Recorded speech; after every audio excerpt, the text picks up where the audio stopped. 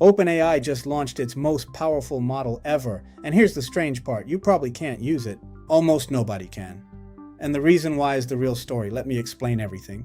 Today, OpenAI released GPT 5.6, but it's not one model. It's a family of 3, and they named them after the solar system: Sol, the sun; Terra, the earth; and Luna, the moon.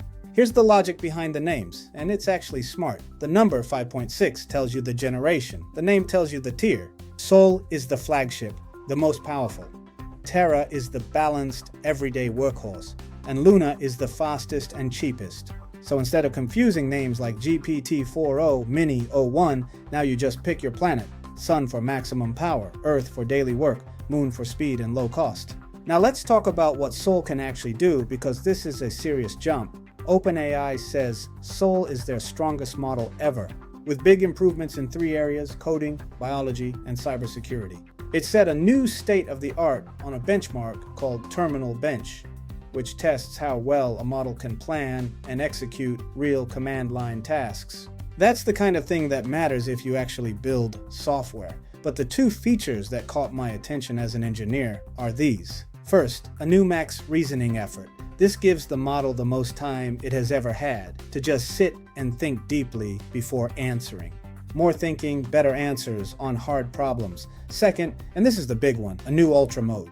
Ultra mode goes beyond a single AI agent. It uses sub-agents, meaning the model can spin up multiple little versions of itself to work on different parts of a complex problem at the same time, then bring it all together. That's not a chatbot anymore. That's a team of AIs working for you. Now let's talk pricing, because the strategy here is aggressive. Terra performs close to the old GPT 5.5, but it's 2 times cheaper. And Luna is their lowest price ever for that level of capability. Translation: OpenAI is going to war on cost, trying to win back developers. So this sounds like a massive win, right? The most powerful AI ever, cheaper than before. Here's where it gets complicated. You can't actually use it yet. Almost no one can. GPT 5.6 launched as a limited preview to around 20 companies. And here's the part that should make you pay attention. Those companies were approved by the US government. Let me say that again. The government is approving who gets access. Customer by customer. 2 White House offices coordinated directly with OpenAI on how this model reaches the market. OpenAI even pushed back publicly, saying this kind of government access process should not become the long-term default. Now, if you saw my last video, this should feel familiar. 2 weeks ago, the same government forced Anthropic to shut down Claude Fable 5 completely. And now OpenAI is being told to release GPT 5.6 slowly, with government approval for each customer. So here's my read as someone who builds on these models every single day. This is not a coincidence. This is the new normal. We just crossed a line. The frontier of AI is no longer controlled only by the companies that build it. It's being controlled by governments who decide who is allowed to use it first. Think about what that means. If access to the most powerful AI becomes a government-approved privilege, then the gap between who has it and who doesn't becomes a gap between nations, between companies, between people. The model used to be the product. Now access to the model is the power, and access is becoming political. Why does OpenAI go along with it?